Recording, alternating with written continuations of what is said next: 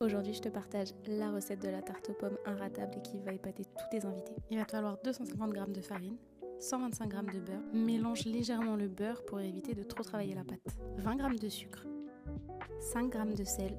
Tous les ingrédients seront bien évidemment en description. 80 g d'œufs, environ 2 petits œufs.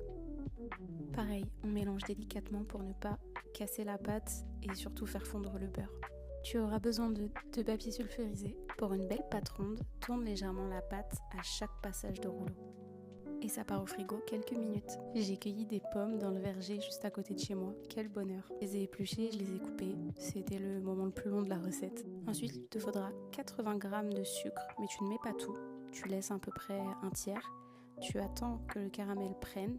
Tu mélanges et ensuite tu rajoutes le reste de sucre. Tu ajoutes tes pommes. Pas de panique, ça va coller, c'est normal. Recouvre simplement tes pommes. Un petit peu de vanille, on met tout ça dans le mixeur et tu obtiendras une compote vraiment délicieuse. Si comme moi tu galères à cette étape, n'hésite pas à remettre la pâte au frigo pour qu'elle durcisse un peu. On la pique, on ajoute la compote. Le mieux c'est d'attendre qu'elle refroidisse pour faire cette étape et on dresse. Et voilà ce que ça donne. On rajoute un petit peu de sucre pour caraméliser et ça part au four à 180 degrés pour 50 minutes. Une fois cuite, tu ajoutes de l'eau avec de la confiture d'abricot et regarde-moi cette brillance. Un petit coup d'économe pour des bords parfaits et regarde-moi cette tarte aux pommes. Franchement, elle donne trop envie et à chaque fois que je la fais, j'ai toujours plein de compliments. Alors, tu veux goûter ?